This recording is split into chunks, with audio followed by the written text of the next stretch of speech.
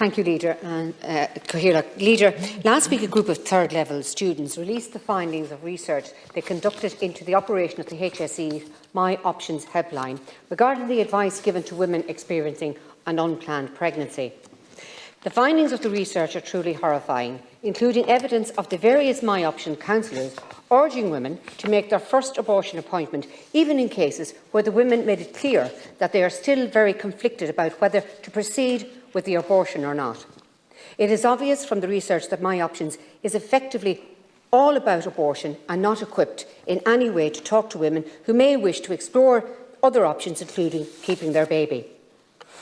I've read the HSE deflection statement from earlier this week.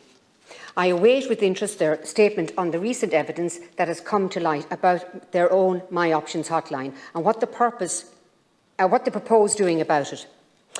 The public is owed such a statement from the HSE, and I hope it is issued very soon. Women and their unborn babies deserve better. On the 31st of January 1984, one of my childhood friends, Anne Lovett, died with her baby son at a grotto in Granard. She had moved to Granard after her first year in St Clair's convent. Our class were told of the death, 2 were chosen to go to the funeral, and the rest of us were left to grieve in our own way. I'm told I was one of the girls that mitched out of school to hitch a lift to her funeral. I have no memory of that day. My thoughts last week, after the horror that took place in Tullamore, were also with the tragic death of Anne in Granard. The country shared their pain with the Murphy family. The national solidarity, I'm sure, gave comfort to the friends, families and colleagues of Aisling in Tullamore. I contrast that with Granard in 1984, and the village of Granard, 38 years later, is still healing from that tragic loss. I often wonder if Anne had options. I'm sure she could have aborted her baby, but she didn't.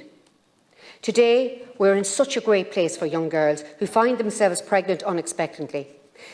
There's teen support groups. I actually can't believe that I've just read that.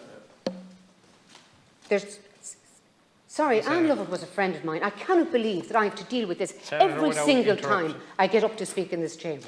Every time I'm spoken down to in here.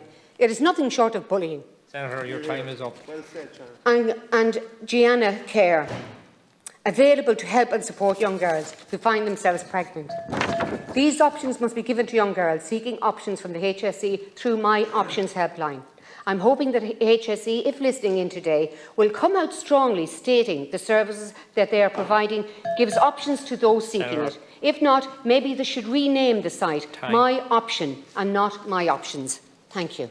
And so I'll go straight then to Senator Keogan's contribution this morning, because if the reality is highlighted by what the research of the students show last week, well then we should hang our heads in shame, because giving people support and the space to explore all of their options is what the state is supposed to do. It's not supposed to funnel anybody into any particular category or opportunity or option available for them. And so if what you've learned bears out to be true, then we have a real serious issue, and I would continue to ask you to investigate and to bring back the issues, not only just maybe to the Health Committee, but also to the new Gender Equality Committee that has been established just before Christmas. But thank you for raising that this morning.